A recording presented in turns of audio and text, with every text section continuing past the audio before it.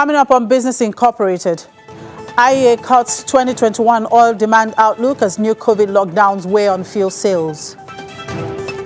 South Africa's Treasury considers tax hike to fund COVID-19 vaccines.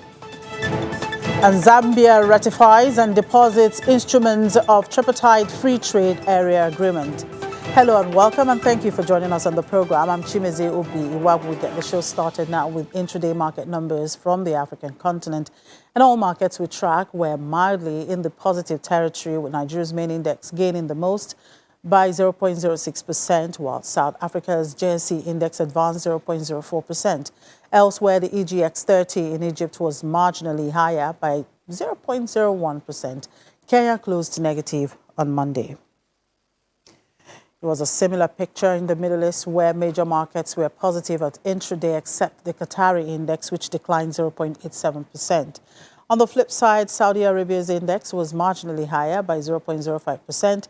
Markets in the UAE posted heavy gains at intraday. Abu Dhabi's main index jumped 3.14%, while Dubai's index advanced 1%. And in Europe, stocks moved higher today, buoyed by hopes that an economic recovery following the coronavirus pandemic is not far off. Let's talk to Chelsea then. Hello, Chelsea. Good afternoon. Well, German leaders are meeting today to decide on new lockdown measures, including a controversial proposal to make working from home mandatory for some workers. Tell us more. So German leaders, including Chancellor Angela Merkel and state premiers, will start meeting in about half an hour to decide on these new measures. But as you say, one of the biggest topics that's emerged over the past several days is really strengthening rules around home working. So far in Germany, we haven't seen really a large increase in the number of people working remotely. At the end of last year, about 14% of people were working from home offices. That's actually quite a bit lower than it was earlier on in the year. So clearly there does seem to be some reluctance to allow people to work from home, to set up that infrastructure for employees. So we've seen proposals, particularly from the labor minister here, that would basically give workers the right to work remotely as long as their job can be done from home. This is quite controversial, and several of the big labor unions here have really come out and criticized the proposal and said that their workers need to be in offices, that this really would threaten, in particular, the industrial side of the German economy, which has really been the thing supporting the broader economy overall. So this is a topic that's very much in discussion because there are too many people going into offices, there are too many people on public transportation, but there is obviously an economic consequence to that as well. So we'll see how that plays out, but that's definitely one of the biggest issues on the table today. Okay, we'll see how that plays out. But on the data front, European car sales fell a record 24% in 2020. Was this dramatic decline expected? It was to some degree expected. There had obviously been a really significant blow to the auto industry throughout the whole year, but in particular in the very first months of the pandemic here in Europe. In March and April, we saw auto sales basically stop completely. In some countries, they were literally down almost 100%. So that is a very difficult decline to overcome throughout the rest of the year. We have started to see some of the market recover here in Europe. Here in Germany, for example, auto sales were up in December, actually about 10%. As well, we've seen a lot of growth in the electric vehicle market, which is also helping to drive up sales. But given these new lockdown measures, given the fact that car dealerships are closed again and have been for the past several weeks, as well as the shortage of semiconductors that we spoke about yesterday, this does point to more difficulty ahead for the auto sector here in Europe in 2021. And costs for shipping goods between Europe and China has tripled in the past 2 months as COVID-19 continues to lead the trade disruptions. What exactly is driving the increase in costs? Well, to put it simply, there aren't enough shipping containers in Asia right now. So whenever the pandemic first hit, we saw basically shipping and trade shut down completely. So a lot of shipping containers were basically stranded in Europe and the United States. And once Asia started to really ramp up production, and once people started buying a lot of goods from Asia here in Europe and in the United States, we've seen really a lot of demand for things like consumer electronics or household goods from Asia. They haven't had enough actual containers and enough ships to ship all of this stuff to the rest of the world. So that's why we've seen such a dramatic increase in prices. Some businesses say in the past they were paying $2,000 for shipping. Now they're paying something like $10,000, $12,000. So it is a very significant increase in shipping costs that they say they likely will have to pass on to their consumers, the people buying the goods, because with an increase that severe, they just can't absorb it themselves. As well, many small business owners and many shipping analysts say that they expect these disruptions to last for several more months. All right, Chelsea, let's keep tracking those numbers there, and I'll talk to you tomorrow. And in the UK, the FTSE 100 index was up 26 points in the morning. Travel stocks were among the risers amid reports that demand for holidays is rising as COVID-19 vaccines are rolled out. Let's get an update from Juliana. Hello, Juliana. Good afternoon. So how are the markets keeping up this intraday?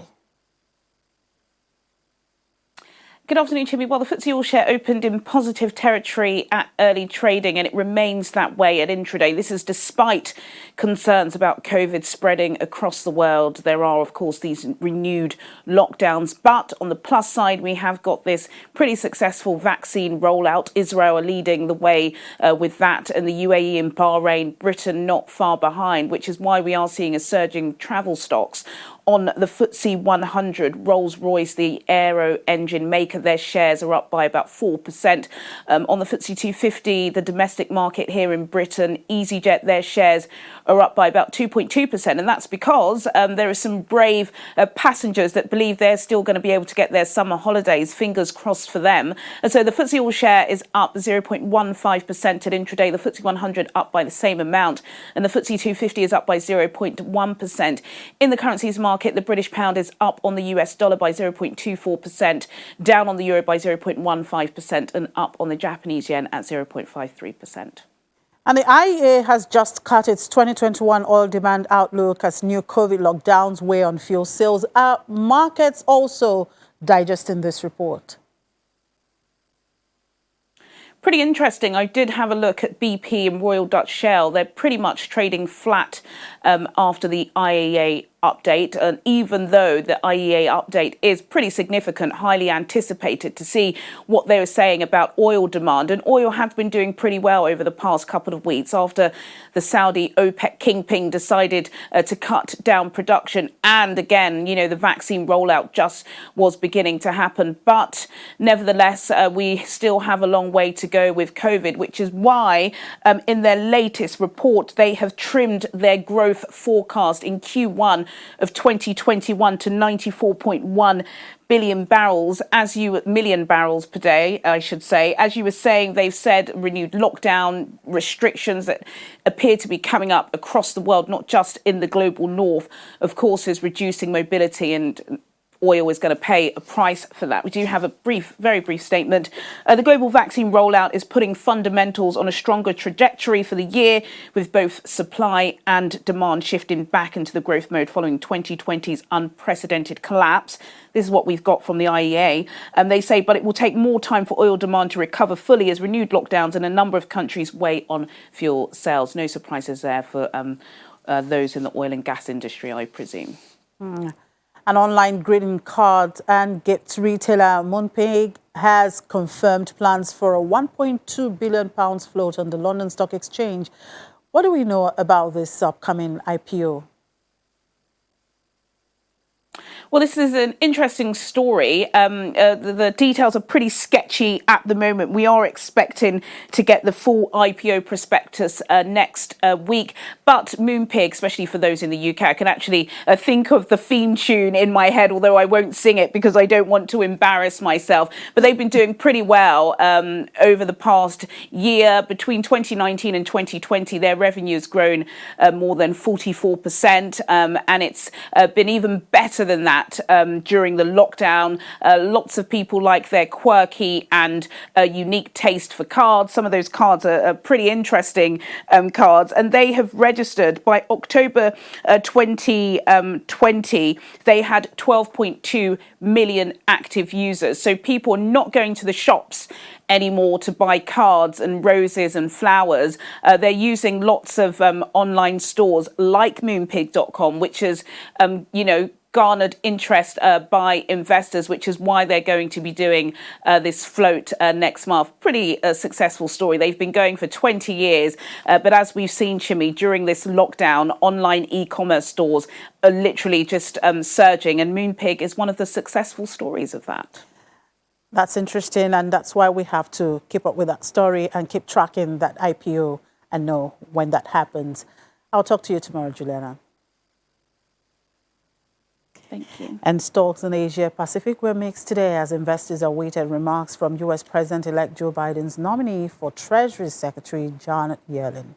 South Korea's Kospi led gains among the region's major markets, rising 2.61%. And Hong Kong's Hang Seng Index also saw strong gains as it jumped 2.14%.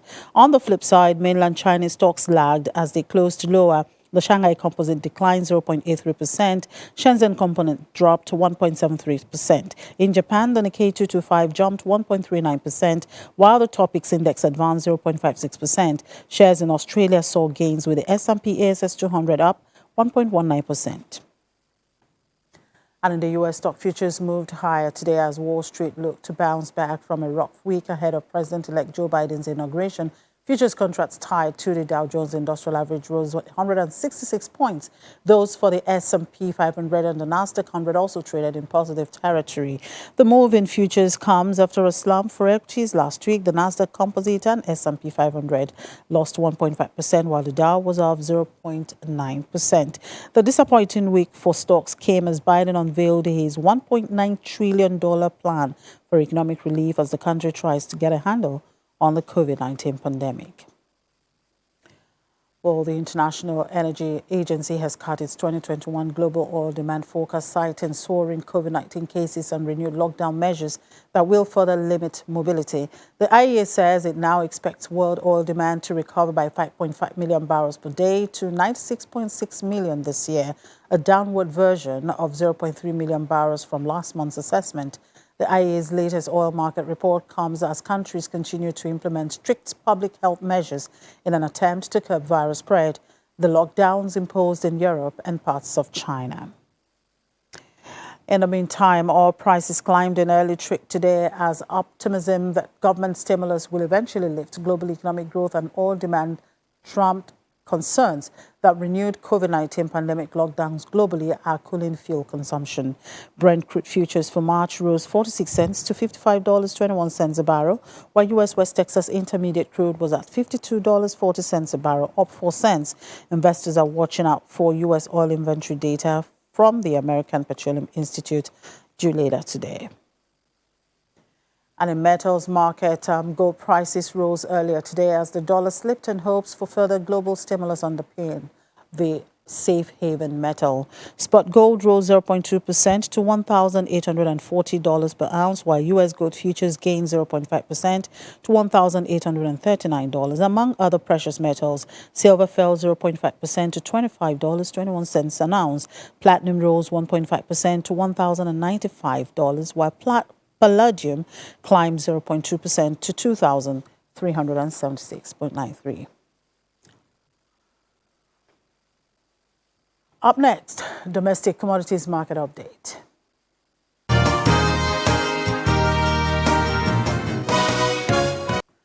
Instant noodles has become a widely consumed staple in Nigeria. In the last decade, it has taken over a significant share of the rice market.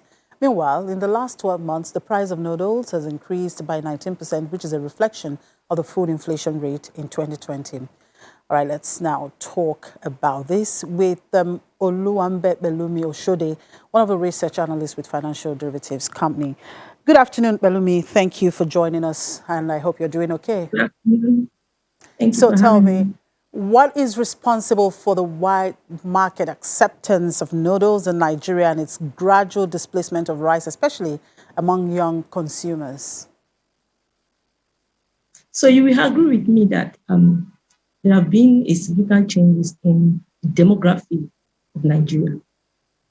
Now we have the median age at 18 years, and for the population, older population of 65 years and above, it's just about 3% of the entire population.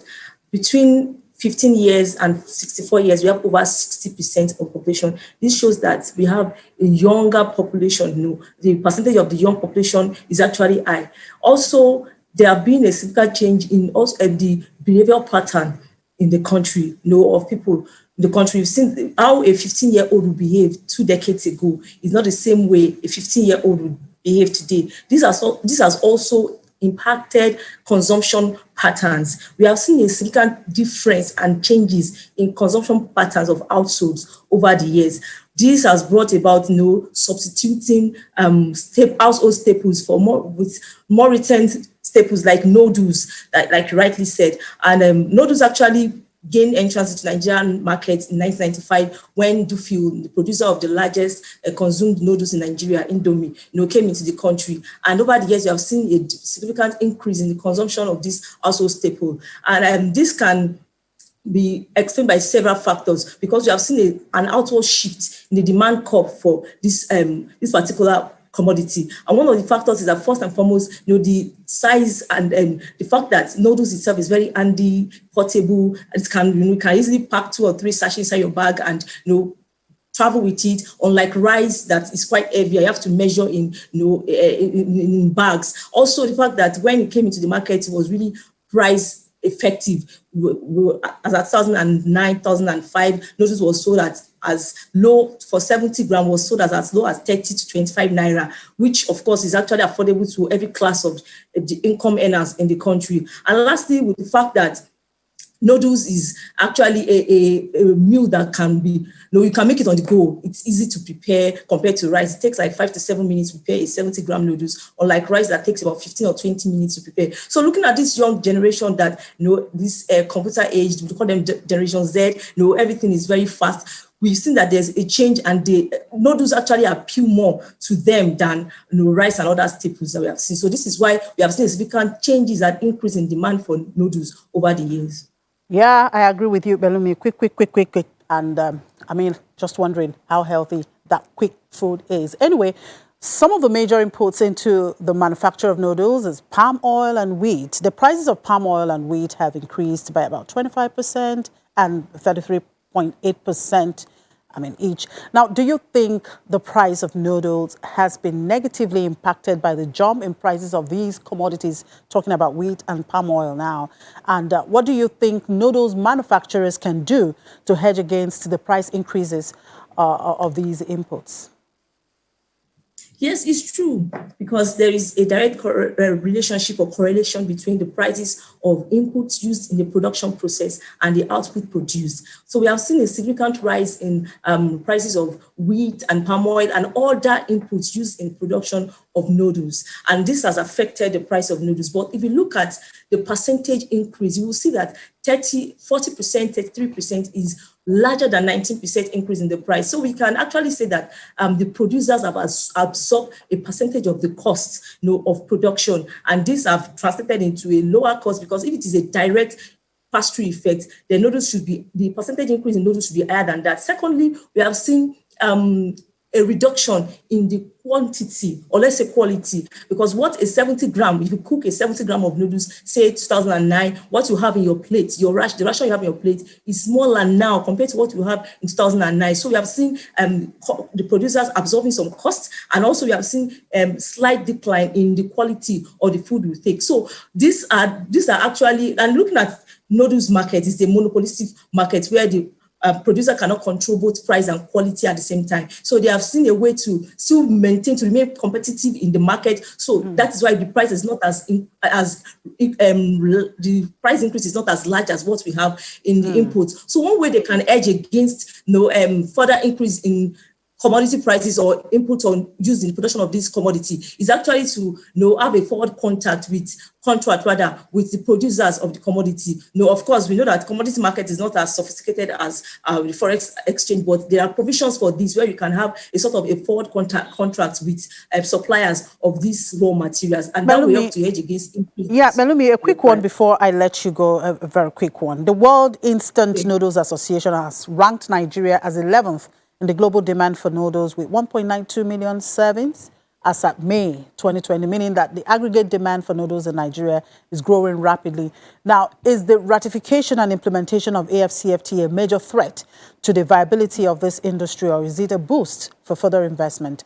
A very quick one, please. Oh, I would say it's a boost, actually. It's a boost rather than a threat, because looking at the ratification of African Continental Free Trade Agreement, it allows for producers to think regional, not just Nigeria. Local producers should not just think as Nigeria as their local market anymore. They can look regionally and see other countries, like about other 30 countries in the region. So what we need to do is to incentivize all the investors in this sector. This will boost activities in this sector, in this manufacturing sector, and allow more production of instant noodles. And as we know, the maximum duty on production, in a country across other countries in this agreement is about 5%, and that is it's not burdensome and it's easy. So production will increase, looking at this arrangement that is available for domestic producers. All right, thank you very much, Melumi. Enjoy the rest of the day. Thank you. Thank you. And Zambia has become the latest country to deposit its instruments of ratification for the tripartite free trade area agreement with the COMESA Secretariat. This brings the number of countries that have ratified and deposited the IFTA instruments to 9. The agreement needs a total of 14 ratifications by member states to enter into force. And Ghana's Finance Ministry has released its issuance calendar, showing that the government intends to issue more than 22.3 billion cedis worth of bonds in the first quarter of 2021. The Finance Ministry explains 19.7 billion cedis will be used to roll over maturing bonds, while 2.6 billion cedis will be fresh issuance to meet the government's financing requirements. And South Africa's National Treasury is considering raising taxes as one of the several possible mechanisms to fund the vaccination drive against COVID-19. The government has viewed the vaccines as a public good and is committed to financing their rollout with or without support from the private sector and medical schemes. The Treasury is exploring other options, which include widening the budget deficit and reprioritizing government spending. And that's it on the program. Thank you for watching. I'm Chimeze Obi Iwago.